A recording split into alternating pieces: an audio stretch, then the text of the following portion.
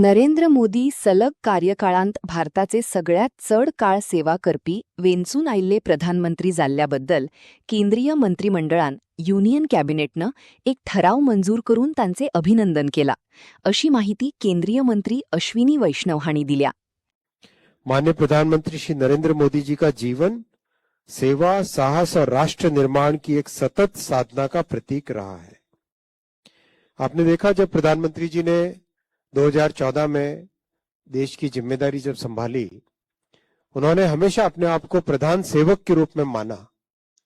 Colonial hangover के बहुत सारे जो सिंबल्स थे, रेड लाइट चलती थी गाड़ियों के ऊपर, कई तरह के राजपथ कहा जाता था। राजपथ क्यों, ये तो कर्तव्य पथ है। कई तरह की जो कॉलोनियल माइंडसेट की चीजों को उन्होंने बदला और एक बहुत साहस के साथ, बहुत एक नए तरीके से देश को आगे लेके गए और संविधान को पवित्र ग्रंथ बताया। हमेशा संविधान के दायरे में, संविधान के साथ ही सब कुछ माननीय प्रधानमंत्री जी ने देश को आगे बढ़ाने का काम किया।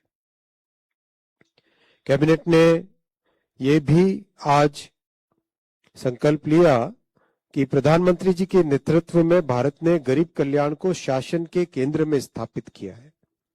ये बहुत अलग है।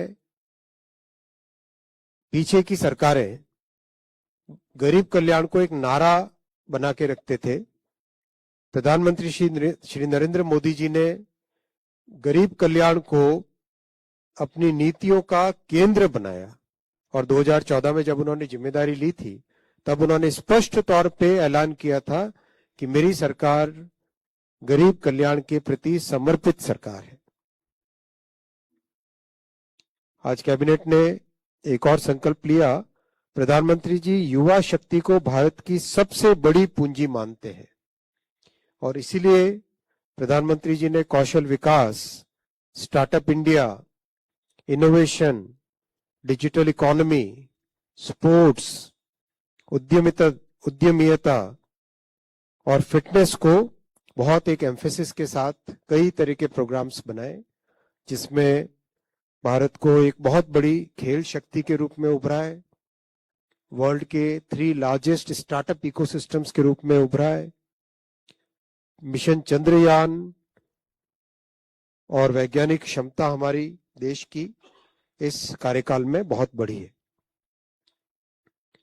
एक और संकल्प कैबिनेट ने लिया कि प्रधानमंत्री जी की प्रेरणा से बीते 12 वर्षों में women lead empowerment, women lead development का एक नया अध्याय भारत की विकास यात्रा से जुड़ा है।